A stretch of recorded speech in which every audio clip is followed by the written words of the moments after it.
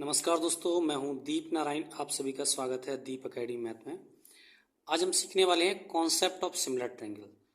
जब भी कोई दो ट्रायंगल सिमिलर होते हैं तो उनके जो कंडीशंस होती हैं वो क्या क्या होती हैं उनको सीखते हैं। डेफिनेशंस के अकॉर्डिंग जाएं तो डेफिनेशंस होती है two triangles are similar if they have same ratio of corresponding sides and the equal pair of corresponding angles. ठीक है, यहाँ पे ये डेफिनेशंस होती है। अब इस डेफिनेशंस को हम कैसे समझें, क्योंकि ये तो किताब में जो लिखी हुई डेफिनेशंस होती है हर जगह मिलती है उसको। अब देखिए, मैंने इसके लिए आपको यहाँ पे टू ट्रायंगल्स ड्रॉ किए हैं, triangle ABC and triangle PQR। अब देखिए ये टू ट्रायंगल्स, इनको देखो मैंने एक साइड से नहीं ड्रॉ किया, क्योंकि मैंने यहाँ पे ये ABC ड्रॉ किया और इसको जस्ट हमने इन्वर्स करके ड्रॉ कर दिया, यानी कि उल्टा करके ड्रॉ कर दिया। ये दोनों ट्रायंगल्स कैसे सिमिलर। तो अगर ये ट्रायंगल सिमिलर हैं तो इनकी करस्पॉन्डिंग साइड्स क्या होती हैं वो देखिए। तो देखिए, अगर एक चीज और समझिए कि सिमिलर का मतलब होता है सेम इन शेप। ठीक है, दिखने में एक जैसे हो, साइज एक जैसा ना हो, बड़ा भी हो सकता है छोटा भी हो सकता है, तो साइज इसमें माइंड नहीं करता है, लेकिन सिमिलर होने चाहिए। कब? जब इसको एक के ऊपर रखा जाए तो इनके जो एंगल्स बने, ठीक है, वो आपके क्या हो, इक्वल हो। तो देखिए यहाँ पे इसको लिखेंगे triangle ABC similar triangle PQR। अगर ये सिमिलर होंगे तो किन किन कंडीशंस को फॉलो कर रहे होंगे। इनकी साइड के बीच में, ट्रायंगल ABC और ट्रायंगल PQR की साइड के बीच में क्या कंडीशंस लागू होती हैं, एंगल्स के बीच में क्या लागू होती हैं, और किसको करस्पॉन्डिंग एंगल्स और किसको करस्पॉन्डिंग साइड्स बोलते हैं। अब देखिए करस्पॉन्डिंग साइड्स, देखिए इन्हीं दो ट्रायंगल्स में आप देखेंगे, फिर से इन दो ट्रायंगल्स में जो BC है, BC साइड है, ये इसके करस्पॉन्डिंग साइड है QR। जब आप इस डायग्राम को, ये जो डायग्राम आपको दिया गया है ये वाला, ठीक है, इसको आप ऐसे मूव करेंगे, एक रोटेट करेंगे, यानी कि जो P है ये टॉप वर्टेक्स से बना देंगे, तो जो QR साइड है वो BC पर आएगी और बाकी रेस्ट ऑफ साइड ये इन दो पर आ जाएंगी। तो यहाँ पे देखिए BC साइड जो है, देखिए ध्यान से, BC साइड यानी जो बेस है और यहाँ पे इसका जो बेस बन रहा है, ठीक, वो इक्वल होंगे QR के। साथ ही साथ में इक्वल ये करस्पॉन्डिंग साइड्स होंगी, ठीक है, इक्वल नहीं होते हैं, लेकिन इनका क्या होता है कि रेशियो जो होता है, ठीक है, वो आपका इक्वल होता है, यानी कि सेम होता है रेशियो। तो BC करस्पॉन्डिंग QR, AB की करस्पॉन्डिंग आपकी PQ एंड AC की करस्पॉन्डिंग साइड्स आपकी PR होती है। इनकी करस्पॉन्डिंग एंगल्स कौन होंगे? करस्पॉन्डिंग एंगल्स की अगर हम बात करें तो एंगल्स जो A होगा वो P के इक्वल होगा, एंगल जो B होगा वो Q के इक्वल होगा, और एंगल C जो है वो आपका R के इक्वल होगा।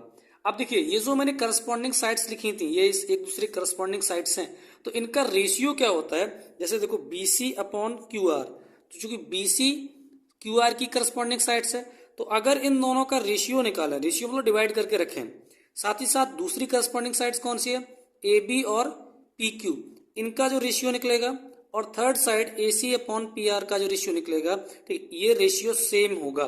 सेम रेशियो का मतलब है कि ये 1:2 हो सकता है, 2:1 भी हो सकता है, 3:4 भी हो सकता है, लेकिन सेम रहेगा। अगर मैं इसी डायग्राम को और थोड़ा सा समझाने की कोशिश करूं, मैंने यहाँ पे ये यूनिट, यहाँ पे मैं इनकी लेंथ की यूनिट लेता हूं।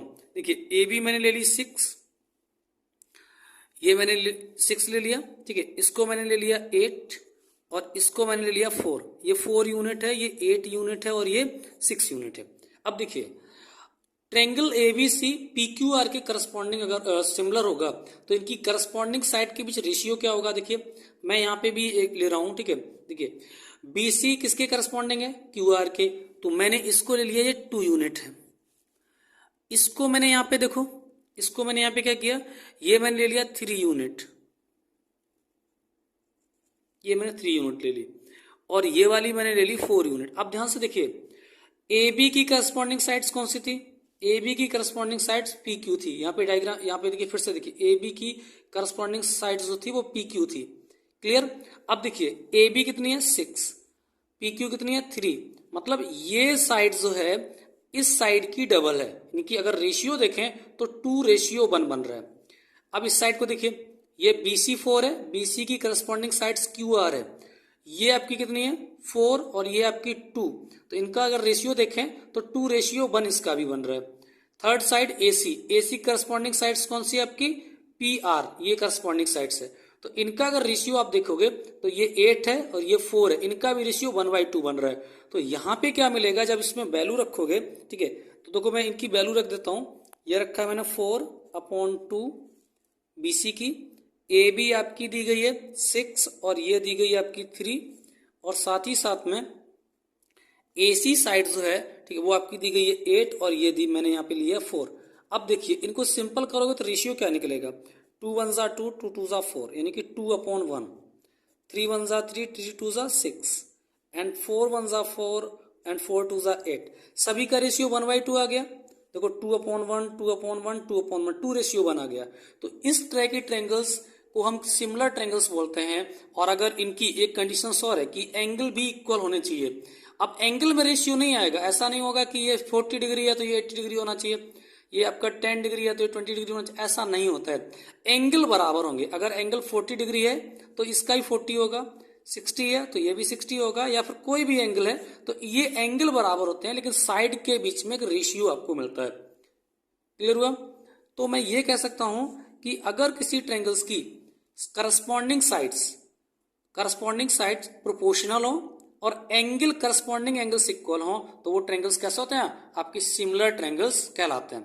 तो आशा करता हूं कि जो आपका कॉन्सेप्ट है सिमिलर ट्रायंगल्स का, ये आपको समझ में आ गया होगा।